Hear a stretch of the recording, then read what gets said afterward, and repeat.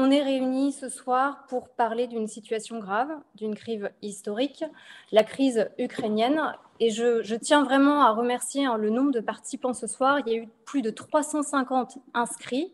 Là, on est quasiment 150 à être connectés ensemble.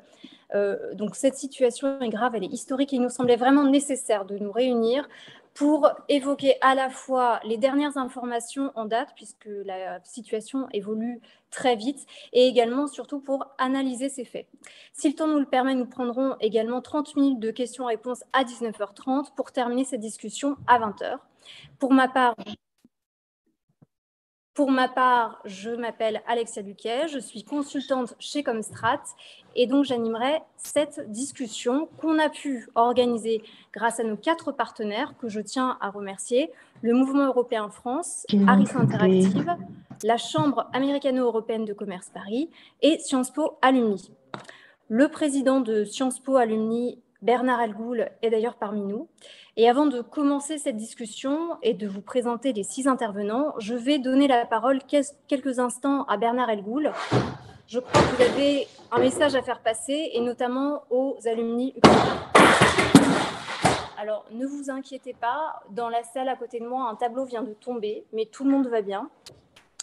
Bernard, si vous souhaitez ouvrir votre micro pour faire passer le message que vous voulez transmettre, je crois, aux alumni ukrainiens, n'hésitez pas, c'est à vous. Merci beaucoup, Alexia. Bonsoir à tous et à toutes. Je serai très bref. Je tiens juste à préciser que je suis le délégué général de Sciences Po Alumni, donc je dirige l'association des étudiants et des diplômés de Sciences Po, et que notre président Pascal Perrineau, politologue, ne pouvait se joindre à nous ce soir. Il est sur un autre média et un autre médium, et il me charge de vous transmettre ses chaleureuses salutations. Moi, je voudrais tout d'abord évidemment remercier chaleureusement Comstrat d'avoir pris l'initiative d'organiser cet événement auquel nous sommes évidemment très heureux à Sciences Po Alumni d'apporter notre collaboration et aux côtés des 3 autres partenaires que vous venez de mentionner. Alors, nous, tout d'abord, nous voudrions évidemment adresser nos pensées les plus chaleureuses, les plus amicales, les plus fraternelles dans ce triste moment aux alumni de Sciences Po, aux étudiants et aux diplômés qui sont résidents en Ukraine. Nous en avons une quarantaine d'identifiés et évidemment plus largement aux étudiants et aux diplômés de Sciences Po qui sont de nationalité ukrainienne. Ils sont là aussi identifiés au sein de notre base de données, plus d'une centaine. Et donc, nous leur adressons et leur témoignons toute notre amitié et notre soutien fraternel. Je voudrais évidemment également adresser tous nos meilleurs voeux de succès dans la conduite de sa mission à Étienne de Montaigne de Poncin, qui est notre ambassadeur, l'ambassadeur de France sur place, qui est un alumnus, un diplômé de Sciences Po, et là aussi que tous nos meilleurs voeux l'accompagnent. Alors, Pascal Perrineau, le président des alumni, a préparé aujourd'hui un message qui sera en ligne dès demain à l'attention de l'ensemble de la communauté des Sciences Po. Sciences Po Alumni souhaite évidemment se mobiliser auprès de ces diplômés, et nous allons relayer et soutenir une série d'initiatives, des initiatives étudiantes qui sont prises au sein de Sciences Po, au sein de l'écosystème Sciences Po, et sur des campus, pas seulement sur le campus de Paris, mais sur le campus de Dijon, qui est le campus spécialisé sur l'Europe centrale et orientale de Sciences Po Paris, où les étudiants se mobilisent, mais également des initiatives qui sont prises par des diplômés de Sciences Po à l'étranger. J'ai en tête notamment une initiative de nos camarades qui sont installés en Roumanie, et dont nous allons relayer le message, qui est un message qui s'adresse à la communauté des Sciences Po pour adresser des dons à des ONG internationales, dont certaines ont des relais en Roumanie, pour venir en aide aux Ukrainiens qui arrivent de manière massive en Roumanie aujourd'hui. Nous allons, toujours en lien avec eux, organiser également des différentes collectes, dont une collecte de de vêtements, où nous serons point de ralliement rue Saint-Guillaume à Sciences Po pour faire en sorte ensuite que l'ensemble de la collecte puisse être expédiée en Roumanie et arrive à destination. Vous retrouverez de toute façon, si vous êtes intéressés, notamment les étudiantes, étudiants et diplômés de Sciences Po intéressés par ce type d'initiative, toutes les informations sur notre site internet sciencespo-alumni.fr. Je ne serai pas plus long. Je remercie à nouveau Comstrat et Alexia, sa porte-parole, et je vous souhaite à tous et à toutes une riche et fructueuse conférence et débats qui s'en suivront. Merci beaucoup Bernard pour ce mot de pensée. Je crois qu'on a tous une pensée aujourd'hui pour les Ukrainiens et pour les personnes qui ont des proches qui sont en Ukraine. Mais avant d'entamer plus en détail ces discussions, nous avons la chance ce soir d'avoir avec nous Adina Revol, qui est porte-parole en France de la Commission européenne.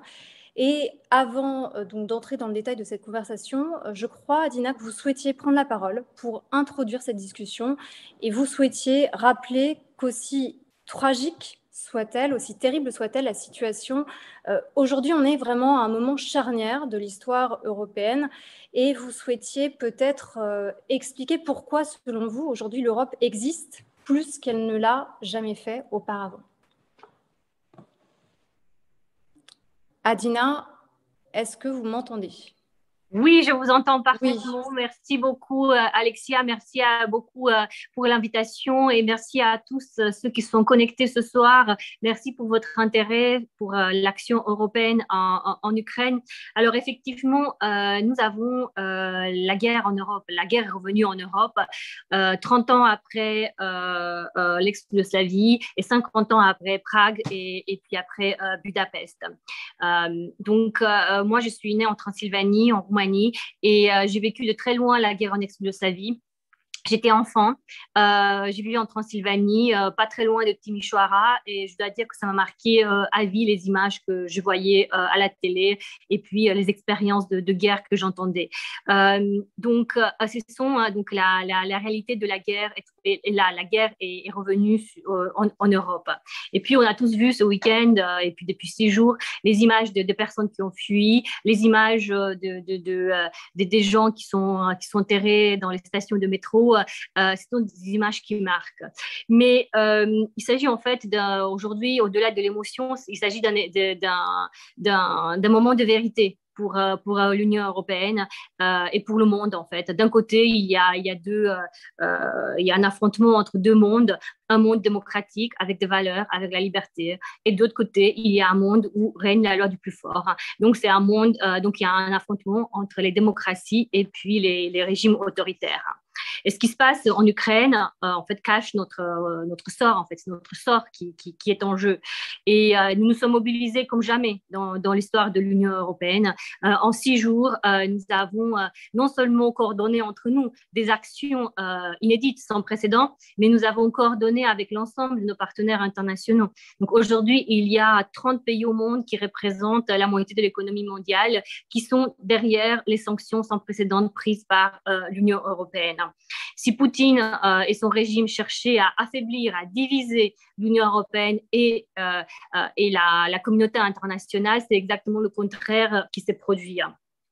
Clairement, en 6 jours, nous avons pris donc des mesures, des sanctions historiques, des sanctions sur le système financier russe, sur les industries de haute technologie, et nous avons aussi sanctionné l'élite corrompue russe, y compris M.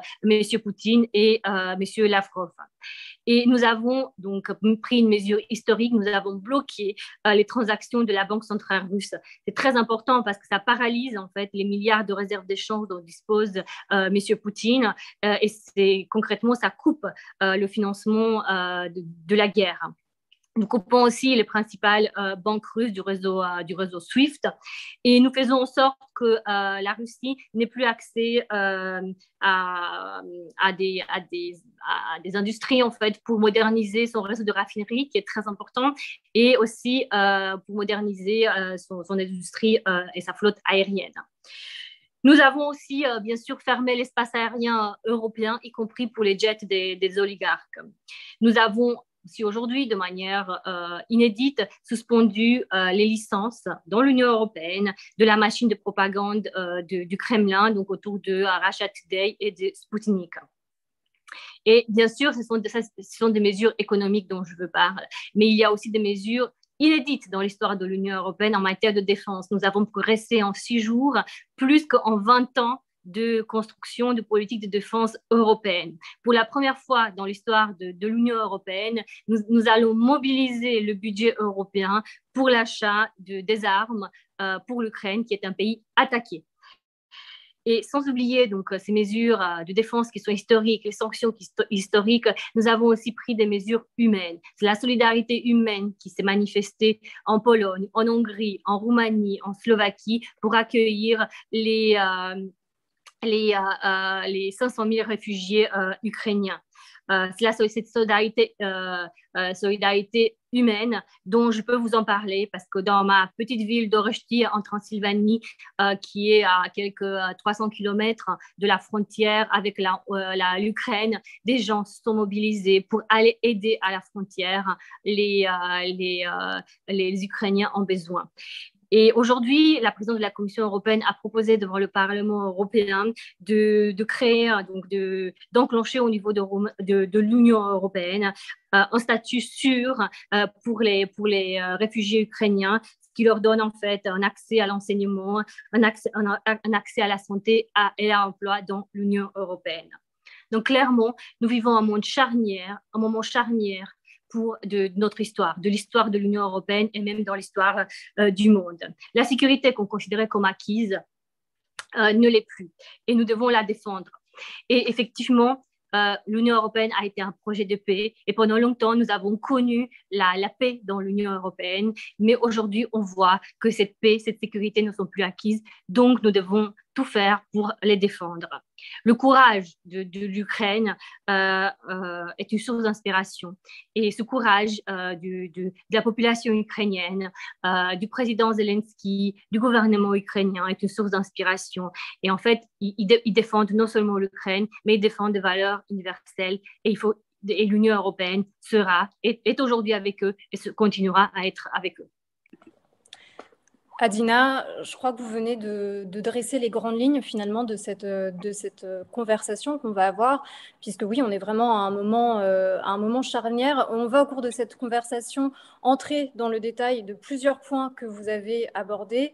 On reviendra notamment, alors ça vous ne l'avez pas spécialement abordé, mais sur les actions de l'OTAN, sur donc les sanctions contre la Russie et notamment économiques, l'impact de cette crise sur l'opinion et bien sûr les perspectives de ce conflit, notamment comme vous venez de l'évoquer, quel est son impact sur l'avenir de l'Union européenne. On pourrait évoquer plein d'autres sujets, je vous en reparlerai à la fin de cette discussion, on aura sans doute, malheureusement ou heureusement selon l'occasion de le faire dans les prochains mois. Non.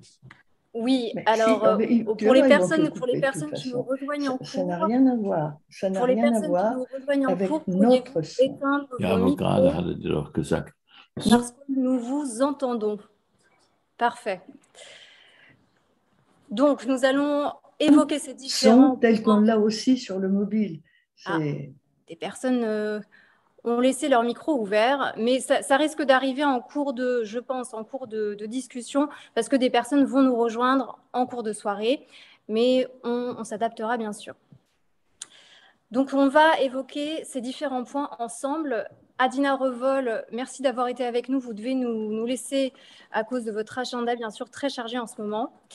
Mais avant d'entrer dans le détail des différentes parties que je viens d'évoquer, il me semble très important de faire un point sur la situation à date, sur le terrain et les dernières évolutions. Avant toute chose, nous sommes aujourd'hui au 6e jour de l'invasion de l'Ukraine par la Russie. En 6 jours, plus de 500 000 personnes ont fui l'Ukraine et les derniers chiffres sont 1 million de personnes déplacées au sein même du pays.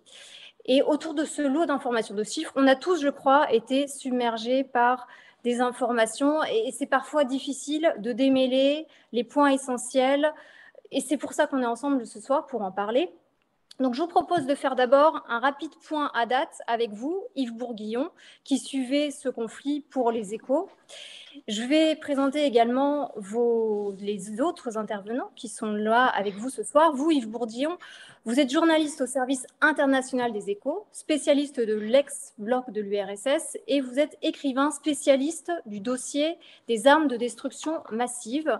Avec nous ce soir, nous avons également Valéria Formier, qui est députée de la Loire LREM, présidente du groupe d'amitié France-Ukraine et membre de la Commission des finances à l'Assemblée nationale, également spécialiste des assurances, et vous verrez que cela a un lien avec la crise actuelle. Et Valéria est également originaire d'Ukraine. Également avec nous ce soir, Philippe Michel Kleisbauer, député du Var-Modène, chef de la délégation française auprès de l'Assemblée parlementaire de l'OTAN et membre de la Commission parlementaire de la défense nationale et des forces armées. Également avec nous Jean-Daniel Lévy, directeur délégué Harris Interactive France, et Yves Bertoncini, président du mouvement européen France et consultant en affaires européennes. Mais tout d'abord, comme je vous le disais, faisons un point sur la situation à date avec vous, Yves Bourguillon. Yves Bourguillon, est-ce que vous pouvez ouvrir votre micro ? Oui, bonsoir à tous. Je suis heureux de participer à ce webinaire. Je suis désolé de ne pas avoir pu activer ma caméra, mais j'espère que ça ne vous gênera pas trop. Je vous fais donc tout de suite un point de situation sur le plan territorial, des victimes. Oui, je pense que peut-être même avant ça, l'information qui est tombée juste pas une heure à peu près avant qu'on démarre cette conversation, c'est la terrible image de la tour de télévision à Kiev qui a été frappée par un bombardement. Est-ce que vous avez plus d'informations sur le sujet ? Alors, les informations sont assez simples. C'est que, évidemment, l'armée russe cherche non seulement à décapiter le régime, mais aussi à l'empêcher de s'exprimer auprès de la population, puisque vous savez bien que le contact télévisé entre des dirigeants et la population est extrêmement important. Donc, cette tour a été semi-détruite, mais apparemment, ils vont essayer de la remettre en activité le plus vite possible. Et puis, il y a peut-être des alternatives, que ce soit par Internet ou d'autres relais. Il y a eu 5 morts apparemment au pied de la tour. Donc ça, c'est l'événement de la journée. Pour ce qui est plus généralement de la situation territoriale, donc je vous dirais qu'il y a à peu près 4 points à retenir. C'est d'une part l'offensive impressionnante d'une colonne de 60 km de long de blindés. Ça représente à peu près 1000 transports de troupes blindés et différents transporteurs d'équipements ou de lance-missiles. C'est donc une force de pénétration extrêmement puissante qui se dirige vers Kiev, qui est actuellement déployée à une trentaine de kilomètres au nord-ouest de la capitale. Ça, c'est sans doute la bataille clé que nous voyons depuis 5 jours, puisque ça fait 5 jours que l'armée russe piétine aux portes de Kiev et c'est un revers majeur pour elle. Deuxième point, Kharkiv, deuxième ville du pays qui est semi-encerclée depuis 5 jours aussi, et où des bombardements visent les zones résidentielles. Et puis maintenant, au sud, nous avons Kherson et Mariupol, de part et d'autre de la Crimée, qui tiennent toujours, même si l'armée russe est arrivée aux portes de ces villes. Ça, c'est la situation strictement territoriale. Maintenant, il y a une situation de type militaire, c'est-à-dire que l'armée russe est très frustrée puisqu'elle ne progresse assez peu parce qu'elle a un problème d'organisation, de logistique, de carburant, de commandement peut-être aussi. Il y a des désertions de conscrits qui ne pensaient pas qu'ils venaient faire la guerre. Donc, on révèle des faillites dans cette armée et elle change de stratégie. Sa première stratégie était des petits détachements de blindés sans appui aérien ni héliporté, parce qu'ils pensaient en gros que ça allait être très facile. Mauvais renseignements. Ils sous-estimaient le patriotisme des Ukrainiens. Ils ont eu de graves revers avec des colonnes de blindés détruites par les missiles Javelin fournis par les États-Unis, très efficaces, et des embuscades. Donc maintenant, ils passent à la deuxième phase, qui sera beaucoup plus meurtrière, malheureusement, avec bombardements massifs sur des villes, des assauts combinés de troupes blindées beaucoup plus importantes, donc difficiles à faire des embuscades, avec un appui des 300 hélicoptères d'assaut qu'ils ont bizarrement très peu utilisés. Voilà pour la situation sur le terrain. À propos des bombardements, justement, je pense que vous pourriez faire un point sur le nombre de morts, parce qu'en 6 jours, la situation a vraiment changé. On est passé d'un début de guerre où les civils étaient peu touchés, c'était plutôt des bavures quand ça arrivait. On se souvient tous, il y a 2 jours, du missile qui a touché un immeuble à Kiev. Et là, aujourd'hui, en 24 heures, la situation a complètement changé. Totalement, puisque les tout premiers jours, l'armée russe hésitait les immeubles d'habitation et c'était des bavures, comme vous le dites. Maintenant, ils visent manifestement des zones d'habitation ou du moins ils ne font plus trop attention. On n'est pas encore dans les bombardements massifs comme ils ont pu le faire à Grozny où la ville a été rasée, alors qu'ils en ont sans doute les moyens par une puissance de feu assez phénoménale, 500 avions, 300 hélicoptères d'assaut, de nombreux missiles multiples. Donc pour l'instant, le bilan, c'est 350 morts selon Kiev, 350 civils, ce qui est évidemment 350 de trop, mais qui n'est pas encore très spectaculaire, mais on peut craindre que le changement de stratégie que je viens d'évoquer va faire un bilan beaucoup plus lourd. Nous avons eu les 5 morts à la télévision, dans le bombardement de la chaîne de la tour de télévision aujourd'hui, 8 morts à Kharkiv. Donc vous voyez, c'est à la fois dramatique, mais ce n'est pas encore massif. Ça peut le devenir, et à ce sujet d'ailleurs, la Cour de pénale internationale se saisit du dossier, ce qui est une première pour la Russie. Et il faut également ajouter que là, on parle du nombre de morts qui sont comptabilisés dans les grandes villes, mais que, évidemment, les médias ne sont pas partout sur le terrain en Ukraine et qu'il y a sans doute également un nombre de morts important dans des villages qui pourront ressortir dans les prochains jours. Donc, évidemment, il faut garder un œil sur la situation. Vous avez en effet évoqué la Cour pénale internationale qui, pour la première fois, a évoqué une enquête pour crimes contre l'humanité contre Vladimir Poutine. Et en effet, c'est une première. Et peut-être que nous pourrions également faire un point sur le bilan des négociations hier entre les délégations ukrainiennes et russes, on a eu des déclarations très fortes et sans doute peu réalistes de part et d'autre. Pour vous, Yves Bourdignon, qu'est-ce qu'il faut retenir de ces différentes demandes et déclarations ?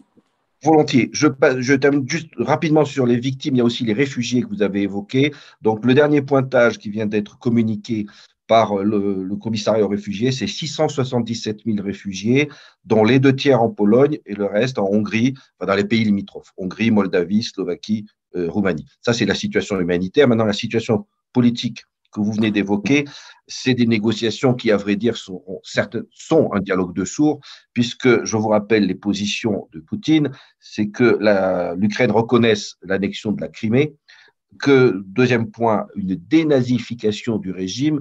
Alors, au passage, ça c'est la propagande russe de prétendre que l'Ukraine est un régime nazi. Ça ne manque pas de sel quand on sait que le président Zelensky est juif, que le bombardement d'ailleurs aujourd'hui sur la tour de télévision a touché aussi un mémorial de juifs assassinés par les nazis. Donc, la dénazification, c'est un mythe de Moscou. Je vous rappelle juste qu'il y a effectivement des ultranationalistes mélangés avec des néo-nazis en Ukraine, effectivement, comme d'ailleurs en Russie, et que ces néo-nazis avaient un parti politique qui s'appelait Svoboda, enfin, dans lequel il y avait des gens de tout ordre, mais que ce parti a fait 2% des voix aux dernières élections. Donc, il n'y a pas un risque nazi ou extrémiste fort en Ukraine. Et puis, le dernier point que Poutine exige, c'est la démilitarisation, c'est-à-dire que l'Ukraine devienne un pays tout à fait à sa main. Et évidemment, l'Ukraine a refusé, et elle a aussi une position que Poutine ne peut pas accepter, qui est tout simplement, vous arrêtez la guerre et vous rentrez chez vous. Et ça serait une humiliation. Poutine, maintenant, a déclenché la guerre et ne peut pas reconnaître une défaite. Donc, ces négociations, ils ont convenu de se revoir, mais ce serait tout à fait stupéfiant que ça débouche sur quelque chose. Je me tourne à présent virtuellement vers vous, Valéria Faure-Mutian, parce que vous êtes en contact quotidien avec des parlementaires ukrainiens. Est-ce que vous les avez eus récemment et qu'est-ce qu'ils vous ont dit sur ces déclarations? Est-ce que vous les avez eus après le bombardement de la tour télé? Depuis ce matin et les images assez effrayantes du convoi militaire qui se dirige vers Kiev, qu'est-ce qu'ils vous disent ces dernières heures? Bonsoir à toutes et à tous. Merci de cette invitation. Alors, j'ai eu mes collègues qui sont pas à Kiev alors, d'ailleurs, on dit pas Kiev, on dit Kyiv maintenant. Ce serait bien de respecter la loi, la langue officielle ukrainienne. Donc, qui sont en dehors de Kyiv. Mes collègues qui sont à l'intérieur de Kyiv sont connectés, toujours connectés. Le petit point vert, vous savez, celui qui indique qu'ils sont toujours en vie, il clignote. Donc, mais j'ai pas de réponse. Je vous avoue que je pense qu'ils ont autre chose à faire pour l'instant. Mais en tout cas, il y a une connexion Internet à Kyiv, même si la tour a été bombardée. Le discours de ces dernières heures, il est toujours aussi combatif. On ne lâche rien. C'est notre terre, c'est notre démocratie, c'est notre langue, c'est notre culture. On ne cédera pas. Voilà la teneur du discours. Et ce discours, il n'est pas que politique, parce que les civils ou les militaires de mon réseau tiennent exactement le même discours. Même les personnes âgées qui ont fait le choix de ne pas partir et qui ne peuvent pas prendre des armes tiennent exactement le même discours. Donc, vous voyez, il y a une détermination forte de la part des Ukrainiens à tenir bon. Il n'y a pas de panique générale. Il y a un petit peu de bousculade, évidemment, dans les gares pour pouvoir prendre les trains d'évacuation. Mais au-delà, ceux qui sont sur place et qui ont décidé de rester sur place paniquent absolument pas. J'ai eu mes contacts à Lviv hier qui reçoivent donc les alertes au bombardement et à la potentielle attaque de l'armée biélorusse, doublée de l'armée russe par le nord-ouest, donc pour couper l'Ukraine complètement de l'ouest et des arrivées d'aide humanitaire et d'aide militaire, avec une résilience et avec beaucoup d'humour. Ils me disent, quand il y a l'alerte, on descend, et quand il n'y a plus d'alerte, on remonte. Voilà, c'est leur quotidien. Et ils le prennent avec tellement de courage et tellement d'abnégation que c'est presque, leur calme est presque inquiétant, vous voyez. Ils sont prêts à tout, ils sont surtout prêts à se battre. Là, je crois que vous mettez le doigt sur quelque chose qui est particulièrement important dans ce conflit. Il y a ce que nous, on voit avec toutes les images qui nous parviennent, qui sont effrayantes. Je crois qu'il n'y a pas d'autres mots. Et ce que eux vivent sur le terrain. Et parmi les images qui, je crois, nous ont beaucoup marqué aujourd'hui, il y a donc ces images satellites des colonnes de blindés qui arrivent en direction de Kyiv. Et là, je me tourne vers vous, Philippe Michel Kleisbauer, puisque vous êtes spécialiste de l'OTAN. Parmi les commentaires aujourd'hui qui circulaient sur la question, je vais vous poser une question très simple. Le monde entier sait actuellement où se trouve cette colonne militaire. Alors pourquoi l'OTAN ne bombarde pas ? Philippe, est-ce que vous m'entendez ? Vous m'entendez, oui. L'OTAN ne bombarde pas pour plusieurs raisons. D'abord pour éviter une escalade fatale, parce qu'il faut prendre au sérieux les menaces même ultimes que Poutine a pu propager. Ensuite, parce que les règles d'engagement de l'OTAN ne peuvent pas s'appliquer avec un pays qui n'en est pas membre et qui est déjà sous une attaque. D'où le fait que l'OTAN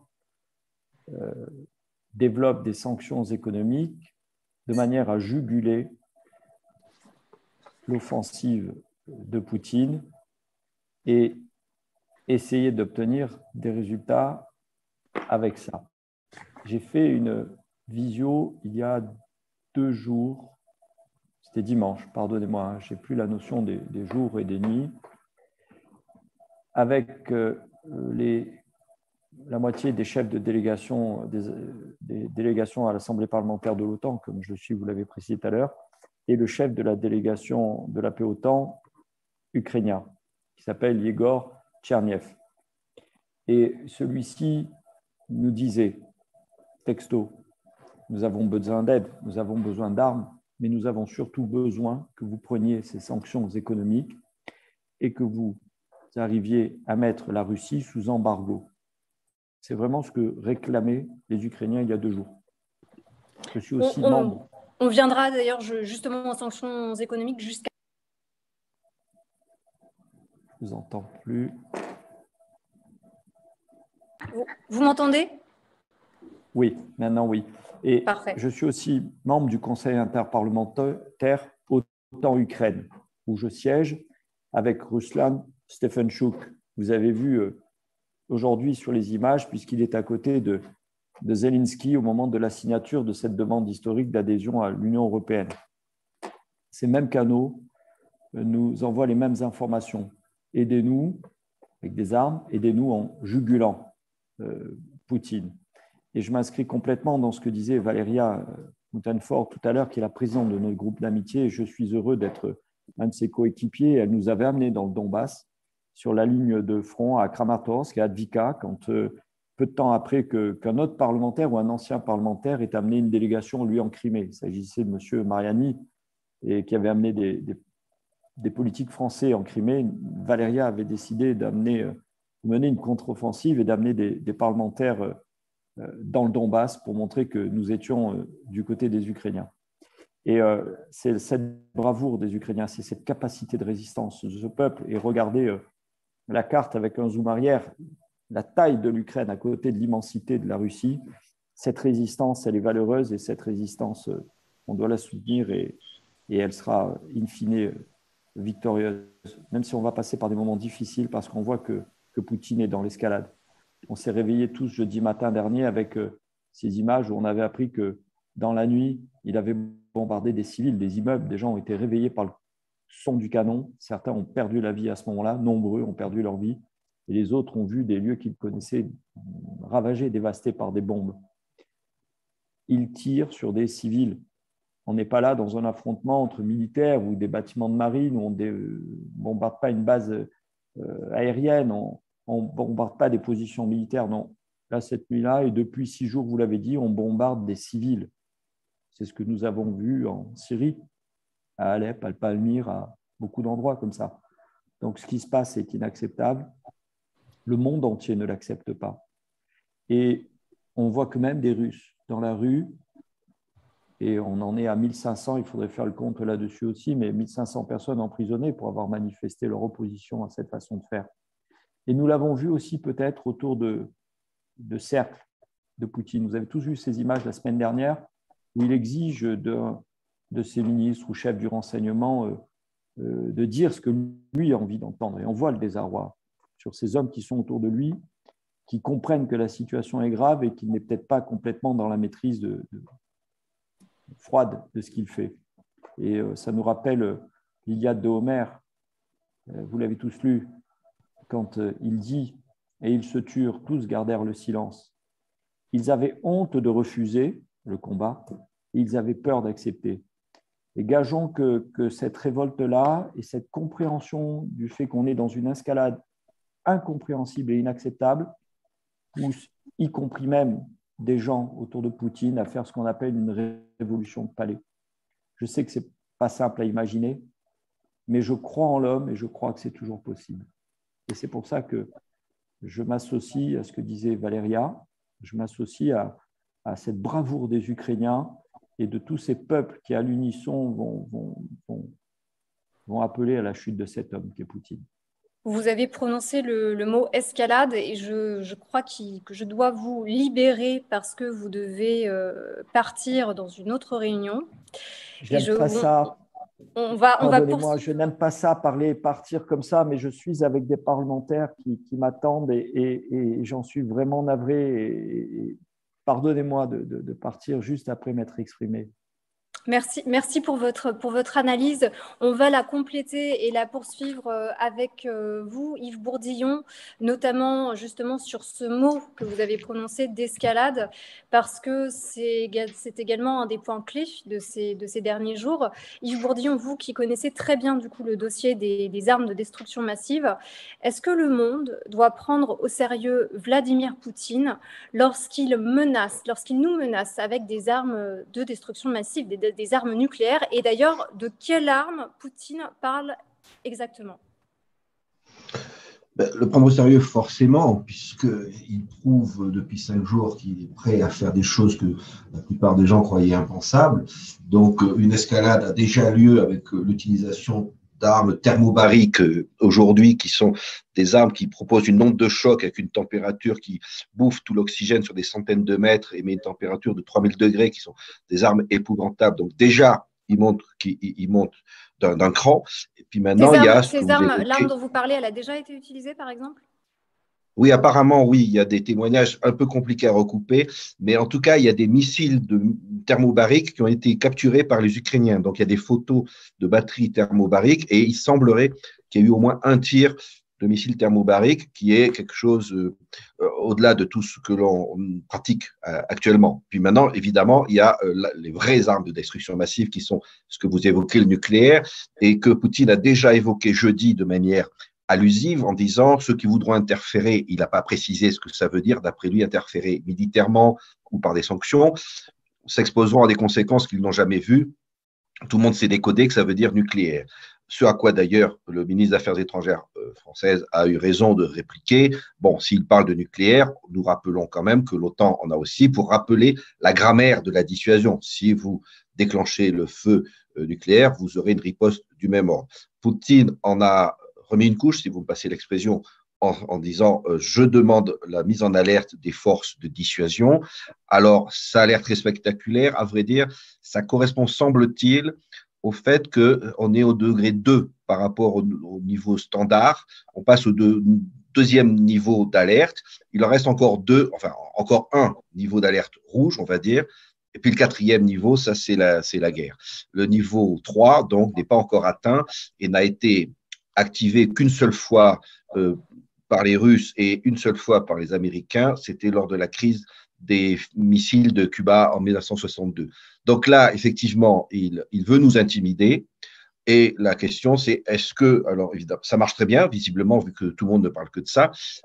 Sur les dirigeants, ça marche moins bien, puisque je constate quand même qu'il y a un certain sang-froid des dirigeants occidentaux qui ne cèdent pas. Et là, c'est d'ailleurs illustré par quelque chose d'assez spectaculaire. C'est que 2 heures après cette menace de Poutine, la Suède, pourtant pas sanctuarisée, puisqu'elle ne fait pas partie de l'OTAN, a annoncé la livraison de 5000 missiles anti-chars à l'Ukraine. Donc, actuellement, on est toujours dans… Londres a dit, nous ne voyons pas de changement de doctrine nucléaire de Poutine, c'est une gesticulation. On est toujours à peu près dans le même cadre que pendant la guerre froide. Évidemment, on peut imaginer un scénario du pire, où Poutine pète un câble et, voyant qu'il ne gagne pas la guerre, lance le feu nucléaire, mais dans ce cas, il est mort. Et puis surtout, imaginons que c'est ce qu'on appelle la dissuasion du fou au fort. Alors, s'il devient fou… Mais justement, je voudrais rebondir sur ce coup, parce que là, vous venez de dire, il pète un câble. Et justement, aujourd'hui, il y a un rapport qui a fuité de la part du FBI américain sur la santé mentale de Poutine. Ce rapport n'est pas très rassurant. Grosso modo, il évoque carrément une folie. Est-ce que vous qui suivez Vladimir Poutine depuis 20 ans, est-ce que vous avez l'impression qu'aujourd'hui, il gesticule ou qu'en fait, là, il est carrément tombé dans une forme de folie destructrice qui peut l'empêcher d'agir et qui peut empêcher aussi son entourage de lui faire commettre l'irréparable? Je n'ai pas l'impression qu'il ait beaucoup évolué. En fait, le Poutine d'aujourd'hui est assez proche du Poutine de 2003-2005, qui est le moment où son régime a basculé dans une dérive autoritaire et anti-occidentale, alors que jusque-là, ça allait à peu près. Il a à peu près les mêmes obsessions, qui est que l'Ukraine, en fait, appartient à la Russie. Donc, je ne vois pas d'éléments mentaux forts. Évidemment, je ne suis pas dans son cerveau. Et tout ce que je peux vous dire, c'est que ce n'est pas un bluffeur. C'est-à-dire qu'effectivement, quand il massait toutes ses troupes, la plupart des analystes, je faisais partie des très rares en décembre qui disaient non, il va y aller, on voit bien que c'est un type, il voit le rapport de force. Donc, s'il estime qu'il a un rapport de force au niveau conventionnel, il l'utilise. Ça ne marche pas très bien. Est-ce que pour autant, il serait prêt à balancer des missiles nucléaires? Je ne le crois pas, mais il faut admettre qu'il y a une infime possibilité. Et dans ce cas-là, le monde dépendrait de la lucidité des 2 autres hommes qui ont le code, à savoir le ministre de la Défense, Shoigu, qui a l'air à peu près aussi dangereux que Poutine, et puis Gerasimov, le chef d'état-major. qui faisaient partie de ceux lors du Conseil de sécurité lundi dernier, dont on voyait qu'ils n'étaient pas ravis d'être là. Mais on n'en est pas là.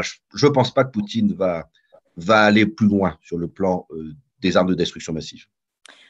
En résumé, donc pour l'instant, la réponse de la communauté internationale à la fois à l'invasion et à la menace atomique, c'est donc une réponse en partie militaire. Mais bien sûr, ce sont aussi des sanctions économiques. Ce matin, Bruno Le Maire sur France Info disait d'ailleurs que nous allons provoquer l'effondrement de l'économie russe. Je me tourne vers vous, Valéria Formichian. Vous suivez de près ces questions économiques. J'aimerais tout d'abord qu'on parle du bannissement de la Russie du système SWIFT. Déjà, SWIFT, qu'est-ce que c'est très simplement et qu'est-ce que la Russie va perdre en sortant de ce système interbancaire international? Alors, la messagerie SWIFT est une messagerie instantanée. C'est... Pour parler simplement, ça équivaut Telegram au WhatsApp aujourd'hui pour les particuliers, c'est-à-dire qu'on peut envoyer des messages par Internet rapidement et on peut envoyer des documents assez lourds qui ne passeraient pas par mail ou qui ne passeraient pas par SMS, par exemple. Donc, c'est la rapidité d'interaction dans le monde bancaire. Le fait de bannir un pays, ce qui est arrivé à l'Iran, de la messagerie SWIFT, ça a ralenti sacrément les échanges. C'est à la fois hyper handicapant pour la Russie, mais surtout ça envoie un message très fort aux partenaires économiques russes. L'Occident a décidé qu'il fallait arrêter de commercer avec la Russie. Basta. Et cela permet aussi de bloquer les interactions économiques de la Russie, ce qui veut dire qu'ils ne peuvent plus se procurer ou de manière très ralentie les matières premières pour l'effort de guerre. Par ailleurs, ayant bloqué simultanément les fonds de la Banque centrale russe, on a une crise de confiance dans le crédit russe. C'est-à-dire si la Russie n'est pas capable de payer instantanément, elle ne peut pas passer SWIFT. On n'est pas sûr de vouloir lui vendre quelque chose parce qu'on ne sait pas si l'argent finira par arriver. Donc, si vous voulez, c'est à la fois un isolement de la Russie et à la fois un message aux fournisseurs des matières premières à la Russie pour qu'il y ait l'isolement commercial vis-à-vis notamment des matières premières nécessaires pour faire de l'armement, continuer à moderniser l'aviation et tout ce qui s'ensuit. Qui disait, oui... Pardonnez-moi, Alexia, vous avez été coupée un petit instant. Est-ce que vous voulez bien reprendre? Et on vous entend à nouveau. On vous entend à nouveau. Vous pouvez reprendre du coup sur SWIFT. Parfait. Donc, je disais, le SWIFT, c'est à la fois le moyen d'isoler la Russie du point de vue financier et vis-à-vis de ses partenaires économiques. Comme je disais, vu qu'on leur a coupé les transactions rapides et à la fois l'accès à leur banque centrale, aux avoirs de leur banque centrale, il y a une crise de confiance. Rappelez-vous, la crise de confiance financière, on l'avait connue en 2008 et ça avait ralenti les investissements de manière considérable dans le monde entier et on voit bien qu'on a mis du temps à sortir de cette crise économique. Et c'est ça que va vivre la Russie aujourd'hui, c'est-à-dire la crise de confiance sur ses capacités de paiement. Et donc, ils devraient potentiellement passer par fax pour leurs transactions. Et donc, ça va être beaucoup plus long. Et surtout, le message est très clair à leurs partenaires économiques pour acheter de la matière première et continuer à faire de l'armement, c'est qu'il n'est pas très utile de le faire. Et en plus, ça prendra vraiment des semaines. C'est vraiment, pour être clair, la différence entre un virement sur son portable de compte à compte et d'aller chercher à un point A, faire la queue, retirer, se déplacer au point B et déposer. Vraiment, très clairement, c'est le ralentissement de l'économie russe. Et avec SWIFT, vous avez évoqué du coup le gel des avoirs de la Banque centrale, mais il y a également donc, le gel des avoirs de 500 personnalités russes, et la liste risque de s'agrandir. Gel des avoirs sur tout le territoire de l'Union européenne, dont la France. Et pour essayer de repérer les oligarques, notamment en France, Bruno Le Maire disait ce matin qu'il était utile de passer par les assurances. Or, vous, Valéria, vous êtes spécialiste en la matière. Alors, moi, ça me semble assez étonnant. Comment est-ce que les assurances françaises peuvent aider à ralentir la guerre, la crise en Ukraine ? Oui, ça paraît peut-être un petit peu capillotracté comme ça, mais en réalité, les assureurs, comme les banquiers en Europe et quasiment dans le monde entier, sinon on a du mal à communiquer, à travailler avec eux, ont des obligations qui s'appellent le KYC. Ils ont l'obligation de connaître parfaitement leurs clients. Cela évite le financement du terrorisme, du crime organisé et ainsi de suite. Donc, on a ce qu'on appelle on a une organisation en France qui est une organisation de renseignement financier qui est censée vérifier que les banques et les assureurs respectent cette règle de KYC. Et donc, si jamais il y avait des transactions suspectes, ils leur font la chasse, ils peuvent traduire en justice ou geler les avoirs, justement pour éviter de financer les criminels et le terrorisme. Donc, par ce biais de connaissance de leurs clients, les assureurs et les banquiers peuvent transmettre ces informations. Alors, ces informations sont couvertes par le secret professionnel. Sauf que dans le cas précis, un certain nombre de règles et de sanctions imposées par l'Union européenne permettent de lever le secret professionnel, comme si c'était le financement du terrorisme. Et à partir de là, il y a une remontée d'informations de la part des banquiers et des assureurs français ou exerçant sur le territoire français. Ils ne sont pas forcément de nationalité française. Ça peut être Allianz, par exemple, qui est un assureur allemand, mais qui est présent sur le territoire français. Et ben, ils auront l'obligation de remonter ces informations à Bercy, donc à cette cellule TRACFIN, qu'on appelle. Donc, ils traquent la finance qu'on ne désire pas. Et donc, à partir de là, on pourrait imposer des sanctions et geler ces avoirs. Comme je vous disais, ça se fait déjà sur la criminalité dite classique et le terrorisme. Donc là, en l'occurrence, c'est une extension vers les fonds russes proches du pouvoir. Ce n'est pas tous les Russes qui sont visés. Il ne faut pas faire l'amalgame. Ceux qui sont proches du pouvoir et qui sont contributeurs au financement de la guerre. Donc, si je résume, un des objectifs dans cette crise, c'est de prouver que l'argent est le nerf de la guerre.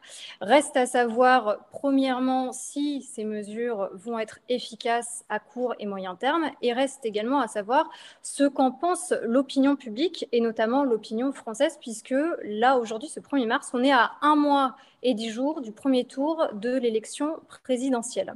Là, je m'adresse à vous, Jean-Daniel Lévy, directeur délégué de Harris Interactive, parce que votre institut de sondage a publié 3 études d'opinion particulièrement intéressantes, une avant l'invasion en Ukraine et 2 après, et qui montrent notamment 2 grandes choses. Un soutien massif des Français aux Ukrainiens et une grande confiance dans le chef de l'État. Est-ce que vous pourriez nous détailler les grands enseignements de ces différentes études ? Oui, merci. Bonjour à toutes, bonjour à tous. Effectivement, déjà préalablement, on a souvent tendance à considérer que les Français ont un jugement très prosaïque à l'égard de leurs gouvernants ou à l'égard des responsables politiques. Ils doivent faire en sorte qu'ils puissent répondre à leurs aspirations premières, et notamment la question de la sécurité du quotidien, la question de l'immigration, la question du pouvoir d'achat et la question de l'emploi. On voit depuis très nombreuses années que ce n'est pas tout à fait vrai, que tout ce qui touche aux relations internationales et la place de la France au niveau international et des grands enjeux internationaux joue un rôle fondamental, notamment dans la capacité à pouvoir être ou pas président de la République. Dans ce contexte-là, on avait un moment où les tensions étaient fortes avec la Russie, entre la Russie et l'Ukraine, mais où on n'était pas au point que nous connaissons aujourd'hui, déjà demandé aux Français, pour chacun des responsables politiques qui se présentaient à l'élection présidentielle, s'il y avait ou pas une confiance qui était exprimée à l'égard des différents acteurs. Ce qu'on avait pu identifier, c'est qu'il y avait déjà deux types de personnalités qui étaient identifiées. La première personnalité, c'était Emmanuel Macron, qui bénéficiait d'une confiance absolue. Ça veut dire qu'on avait plus d'un Français sur deux qui déclarait lui accorder la confiance concernant, d'une manière générale, la gestion des affaires internationales et pas uniquement focalisé sur les critiques ou en tout cas les tensions qui venaient depuis la Russie. Est-ce que ça, par le passé, il y a d'autres chefs d'État qui ont bénéficié dans un contexte de crise d'un aussi bon soutien? De manière nette, il y a deux moments majeurs. Il y a un moment qui est 2003, lorsque en fait, il y a eu le discours indiquant en fait, que la France refusait d'intervenir dans le cadre de ce qu'on a appelé la Deuxième Guerre du Golfe, si je ne me trompe pas.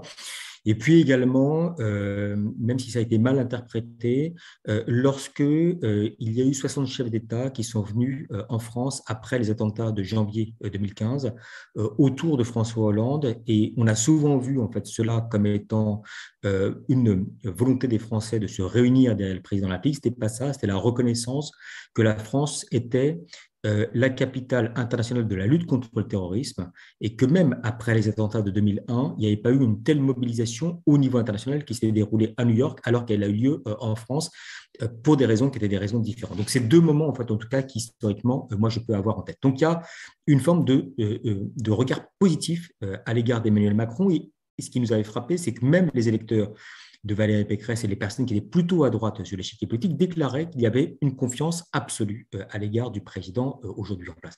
Et puis le deuxième registre, un ensemble de la plupart des autres candidats à l'élection présidentielle qui faisait qu'on n'avait pas une majorité de Français qui déclaraient faire confiance au ou à la candidate, et puis à chaque fois c'était restreint au camp politique en question avec très peu de capacité à pouvoir élargir. Donc il y avait déjà préalablement un niveau de confiance qui était exprimé à l'égard du président de la République depuis dimanche.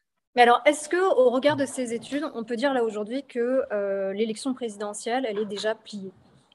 Le sondeur est toujours très prudent, donc il ne va pas dire ça. Mais en tout cas, on a déjà connu des candidats à l'élection présidentielle, à leur réélection, qui sont passés avec beaucoup plus d'handicap que celui que peut connaître Emmanuel Macron, parce qu'on a aujourd'hui les 2 tiers des Français qui déclarent que la question de la guerre menée par la Russie à l'Ukraine jouera un rôle fondamental dans leur comportement électoral, et qu'il y a aujourd'hui en fait une image différenciée en faveur d'Emmanuel Macron qui apparaît comme étant extrêmement positive, en tout cas à ce niveau-là. Donc il y a des atouts certains qui sont exprimés à l'égard du président de la République. Le deuxième aspect, effectivement, qui peut peut-être en découler, une intention de vote ne vaut évidemment pas une prédiction, mais dans nos enquêtes, qui sont des enquêtes hebdomadaires qu'on réalise pour le magazine Challenge, il y a une progression de 3 points des intentions de vote en faveur d'Emmanuel Macron, et essentiellement au détriment de Valérie Pécresse, avec un transfert d'un électorat qui se situe à droite, au centre droit, ou qui a voté pour François Fillon à la dernière élection présidentielle, qui aujourd'hui, notamment au regard de la gestion de la crise que l'on connaît, d'un regard qui est un regard de confiance à l'égard d'Emmanuel Macron. Ce qui d'ailleurs est assez frappant, c'est que on aurait pu penser que Emmanuel Macron, ayant échoué dans son emprise de discussion avec Vladimir Poutine, aurait pu être sanctionné d'un point de vue d'opinion. Et ça n'a pas du tout été le cas. Ça n'a pas été le cas. Je me tourne vers vous. Vous m'aviez dit, quand on avait préparé cet entretien, 2 choses qui m'avaient intéressée.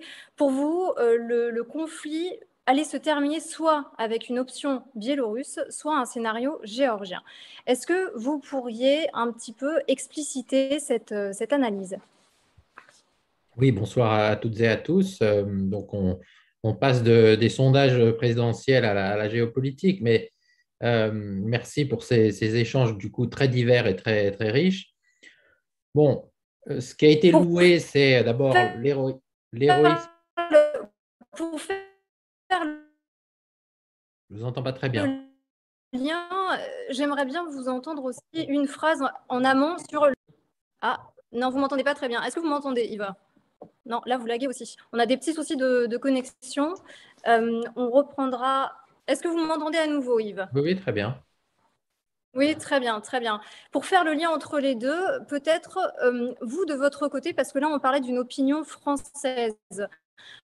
qui se dessinait dans cette crise, mais est-ce que vous voyez une opinion européenne qui se dessine également dans cette crise? Oui, ben alors, ce qui est très frappant, c'est que l'agression russe a suscité une émotion.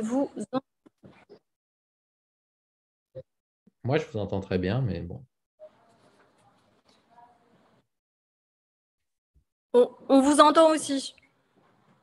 Donc, je disais que ce qui est très frappant, c'est d'ailleurs sans doute l'erreur de Vladimir Poutine d'appréciation, c'est que l'agression russe en Ukraine a suscité une émotion très large, quasi unanime partout en Europe, que ça a donc suscité des réactions vives de la part des Européens et des Occidentaux. Alors, je n'y reviens pas, ça a été évoqué, les sanctions économiques et financières.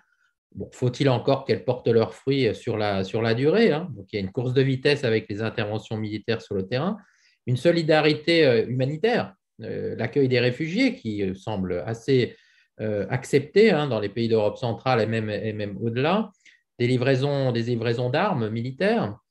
Et donc, oui, un élan qui est relativement unanime dans toutes les opinions publiques européennes, avec des nuances naturellement, y compris à l'intérieur de certains pays, mais globalement, une unité qui n'était pas acquise du côté européen. Alors, une fois qu'on a dit ça, les troupes russes sont quand même entrées en Ukraine, puisque nous n'allons pas, nous, envoyer de troupes, nous, Européens, nous, Occidentaux.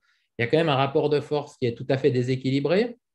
Et donc, du strict point de vue militaire, une issue, hélas, qui est probable, malgré l'héroïsme exceptionnel des Ukrainiens qui doit nous inspirer. Et donc, alors, c'est là où on en arrive à votre analyse, voilà, à vos deux scénarios, exactement. Là, les deux scénarios. Le scénario géorgien, c'est d'ailleurs ce qui s'était passé en 2008. La Russie prend des gages sur le territoire ukrainien, c'est-à-dire qu'elle prend des possessions. C'est ce qui est arrivé en Géorgie, l'Ossétie, l'Abkhazie et même un troisième territoire, l'Adjari.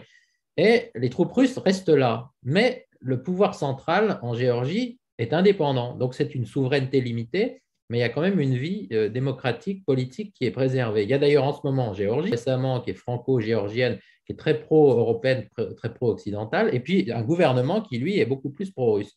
Scénario qu'on aurait pu peut-être attendre si Poutine s'était limité à vouloir, en gros, relier les deux provinces séparatistes et la Crimée, ce qui, militairement, est en train d'être fait par ailleurs. Mais l'autre scénario, c'est celui qui correspond à l'offensive militaire actuelle, c'est-à-dire mettre la main sur l'Ukraine tout entière.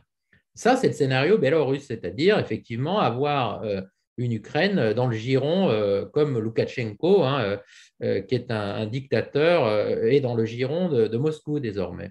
La seule différence, c'est que d'abord, les Ukrainiens résistent très, très vaillamment, très fortement, et puis que l'Ukraine, c'est quand même un beaucoup plus gros morceau que la Biélorussie. Et d'autre part, et espérons que ça va faire une différence, il y a quand même une réaction que j'ai évoquée des Européens, pas seulement au niveau des institutions européennes et des États membres, mais aussi des opinions publiques. Donc, est-ce que cela va faire reculer un tout petit peu, en tout cas empêcher les Russes d'atteindre, sinon militairement, mais au moins politiquement, leur objectif d'un contrôle total de l'Ukraine?